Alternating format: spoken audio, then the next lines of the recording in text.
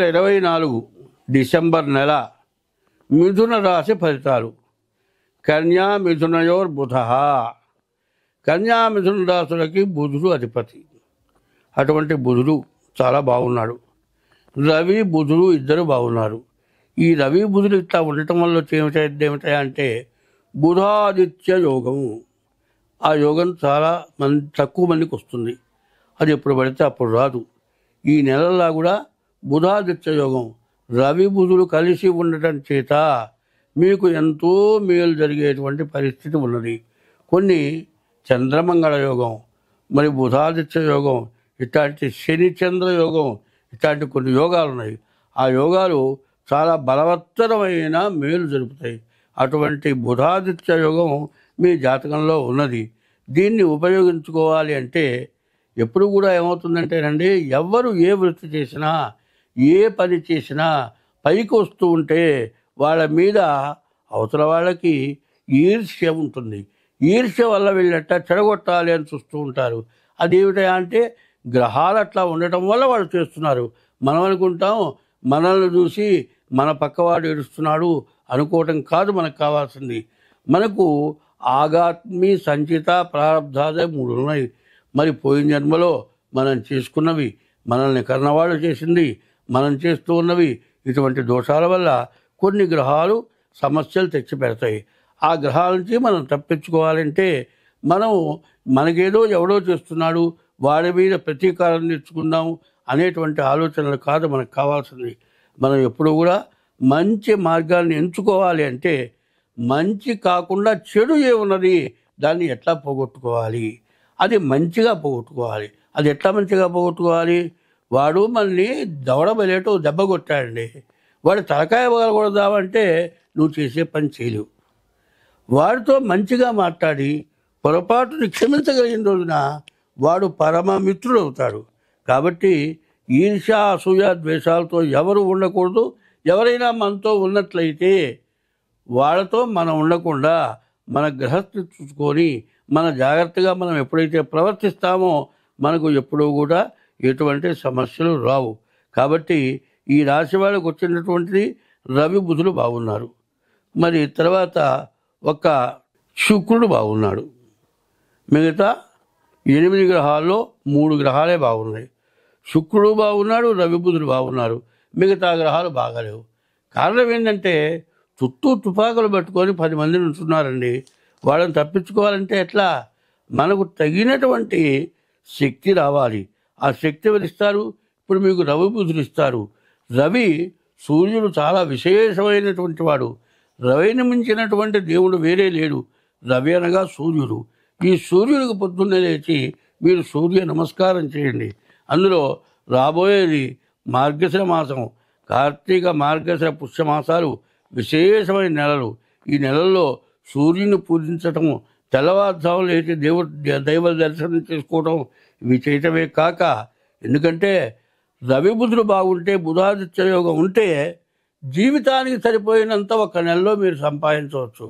అటువంటి మార్గాన్ని మీరు పొందాలి అనుకుంటే ముందు ఉన్న వాటిలో మరి గ్రహాలే బాగాలేవు, మరి 5 గ్రహాలు బాగాలేవు, 3 గ్రహాలే బాగున్నాయి.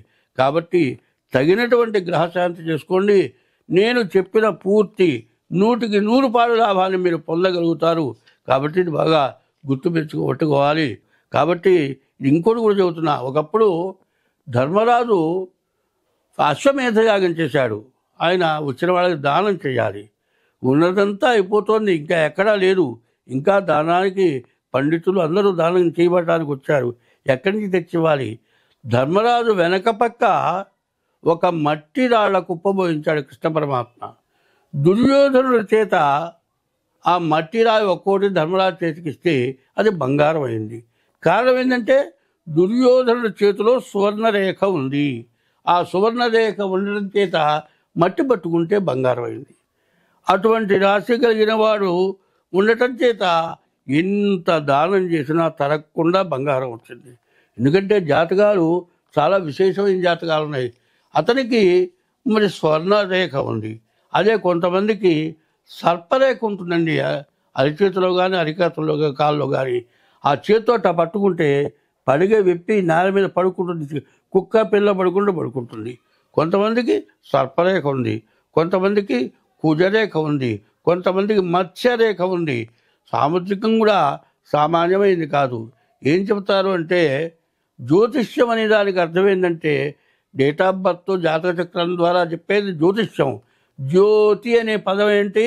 వెలుగు. వెలుగులో చూసినట్లుగా చూసి చెప్పగలిగింది జ్యోతిష్యం.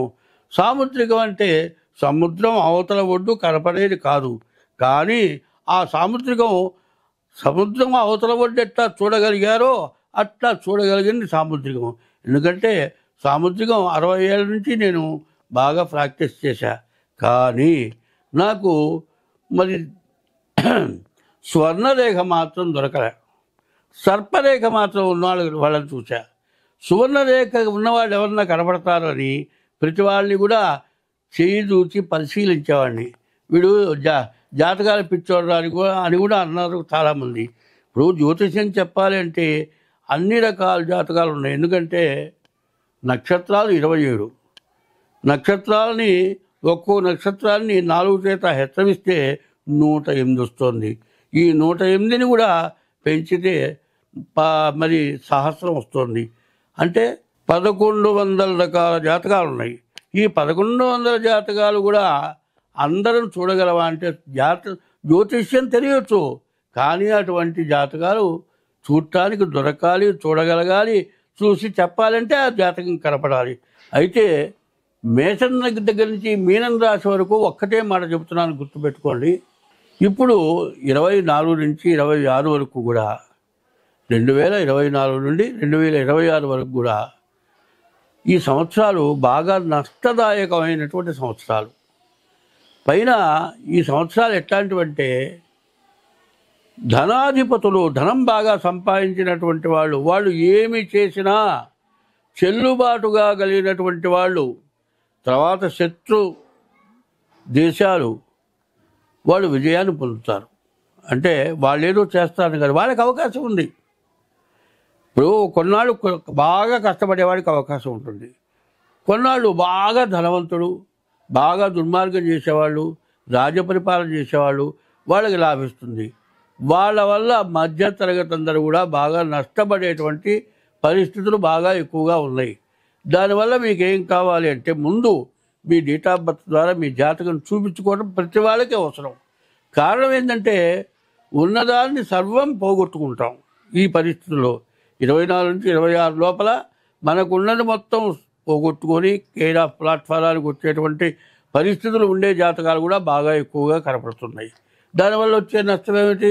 ఇక మళ్ళీ కోలుకోలేము.